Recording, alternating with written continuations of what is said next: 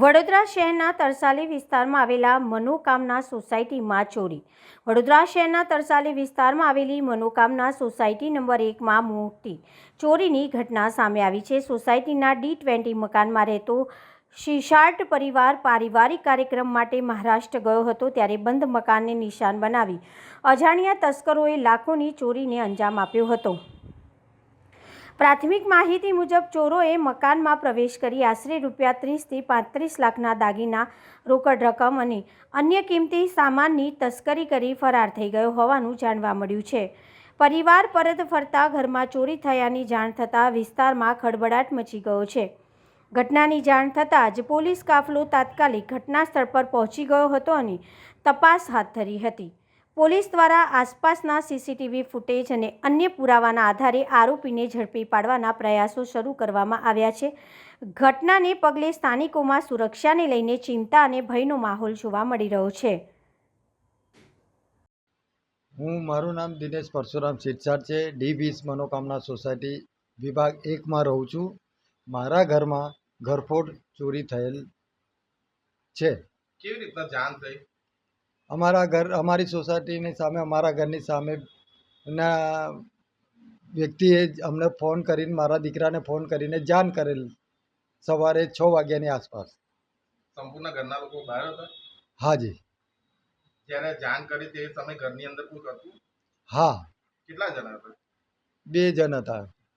એટલે 2 જણને લોકો દ્વારા જોવામાં આવ્યા હતા કે 2 જણ છે એવું? હા, 2 જણ છે. શું લઈને આવ્યા હતા? બાઇક લઈને આવ્યા હતા. કેટલી ચોરી થઈ? લગભગ 15 તોલા સોનું અને 500 ગ્રામ જેટલી ચાંદી અને રોકડ કેશ 2 લાખ. કેટલા સભ્યો રહે છે ઘરની અંદર? અમે 5 સભ્યો છીએ. જે આ ચોરી થઈ કઈ તારીખે ચોરીનો બનાવ બન્યો? આ ચોરીનો બનાવ વહેલી સવારે 25 તારીખે.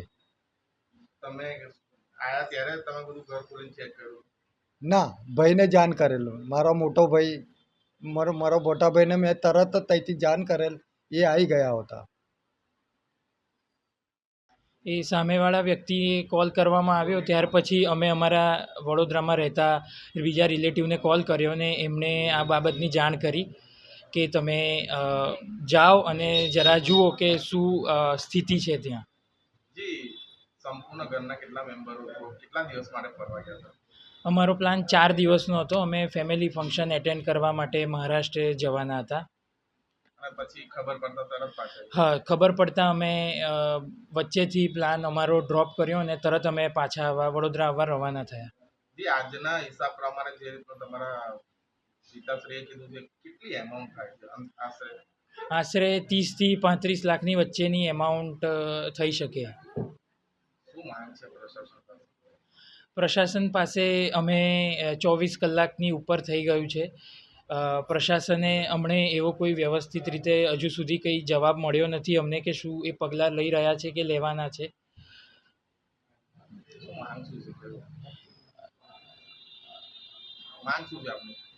અમારી માંગ એવી છે કે અમને જલ્દીથી જલ્દી ચોર પકડાય ને અમને અમારો મહેનતનો જે સામાન છે, મહેનતના જે પૈસા છે એ પરત મળે. શું નામ? મારું નામ આશીષ છે, આશીષ શિરસાટ.